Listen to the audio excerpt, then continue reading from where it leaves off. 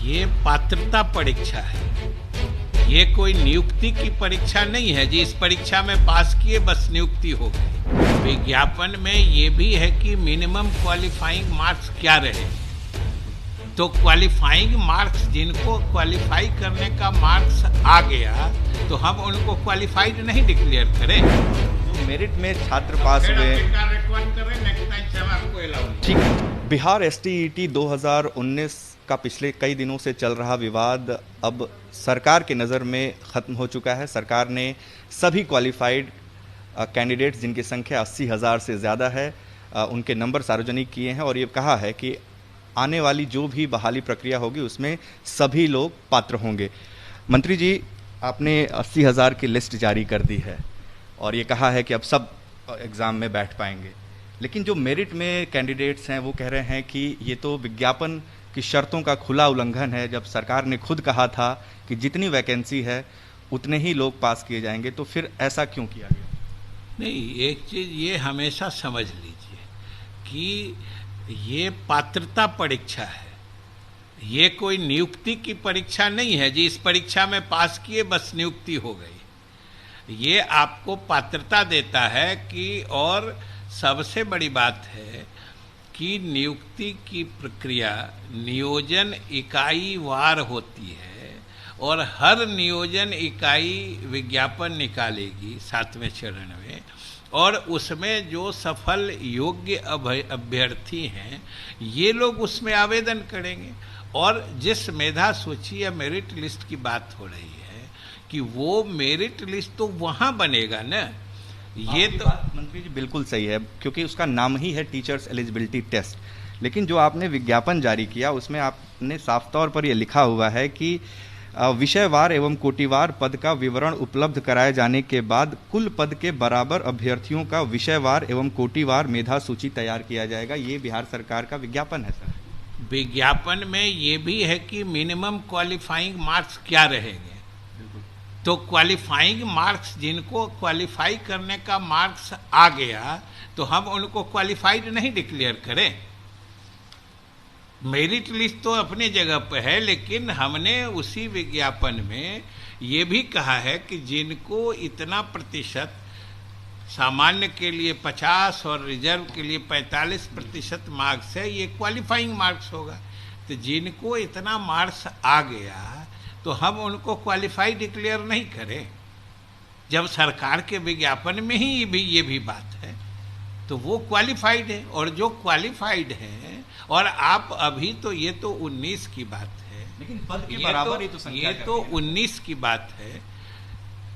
अभी तो 2011 के जो पास हैं, सरकार, केंद्र सरकार के फैसले के मुताबिक उनकी भी पात्रता बन गई है। तो इसमें तो वैकेंसी के बराबर तो लिस्ट वहां बनता है ना जहां पर नियुक्ति की प्रक्रिया होती है, यहाँ तो पात्रता की प्रक्रिया है। इसलिए ये फर्क हमेशा समझा जाए। माध्यमिक शिक्षा के निदेशक ने बिहार बोर्ड को ये लेटर लिखा था 30 सितंबर 2019 को, और उसमें उन्होंने साफ लिखा था कि इस क्रम में यह भी सूचित करना है कि माध्यमिक शिक्षक पात्रता परीक्षा 2019 में माध्यमिक और उच्च माध्यमिक प्रक्षेत्र अंतर्गत विभाग द्वारा माध्यमिक शिक्षक पात्रता परीक्षा 2019 के लिए उपलब्ध कराई गई रिक्तियों के बराबर अभ्यर्थियों को उत्तीर्ण कराया जाए। इसका मतलब साफ है कि जितनी 37,000 वैकेंसी थी उतने लोगों को ही आपको पास कराना था सर।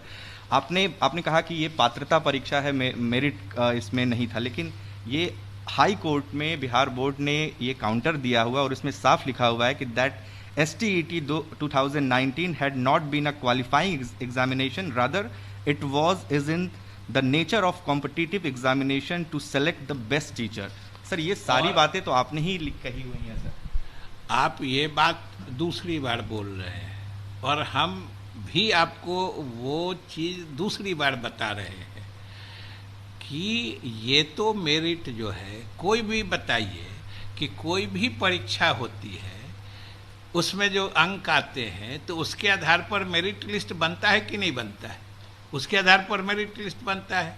लेकिन वो मेरिट लिस्ट किस चीज़ के लिए है? वो पात्रता का मेरिट लिस्ट है ना, नियुक्ति का मेरिट लिस्ट नहीं है। ये फर्क समझना चाहिए। और ये सही है कि उस समय जो कहा गया था कभी कभी ये अनुमान होता है कि उतने लोग आते। अभी भी बहुत सारे आप देखे होइएगा जो डिटेल हम लोग कोटिवार दिए हैं, उसमें से बहुत जगह सीट के मुताबिक लड़के क्वालिफाई ही नहीं कर पाए, ये भी उस डिटेल में है। तो इसलिए वो चीज़ें अपनी जगह पर हैं। इसलिए अब किसी को भी, आपको भी इस मामले को और अकारण उलझाने से अच्छा है कि सीधा लड़कों को सही चीज समझ के सही दिशा की तरफ वो चले और इंतज़ार करें। क्वालिफाइड लड़के हैं, मेरिट वाले लड़के हैं, हम सब लोग, वो बिहार के भविष्य हैं, शिक्षा विभाग के भविष्य हैं। हम उनसे यही कहेंगे कि छठे चरण की नियुक्ति समाप्त होने दें। सातवें चरण की नियुक्ति के लिए नियोजन इकाईवार जो हमारे जिला परिषद हैं, जो हमारे नगर निकाय हैं, वो विज्ञापन जारी करेंगे, वो उसमें आवेदन करें। उस हिसाब से अब ये बताइए कि कोई आदमी नियोजन में कहीं भी मेरिट लिस्ट में है, अगर नियोजन इकाई विज्ञापन निकालती है और वो कहीं अप्लाई नहीं करें तो उनकी नियुक्ति हो जाएगी?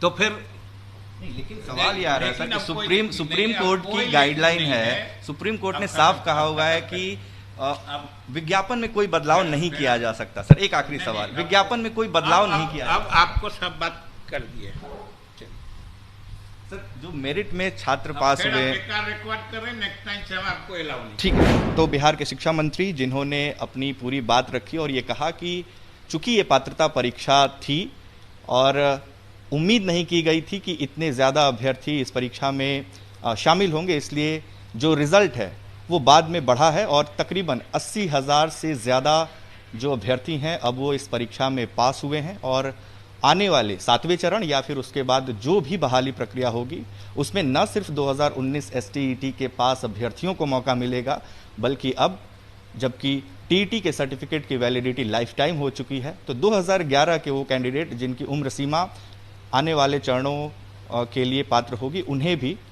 आगे मौका मिलता रहेगा। हमारे सहयोगी आनंद कुमार के साथ उत्कर्ष कुमार सिंह, बिहार तक, पटना।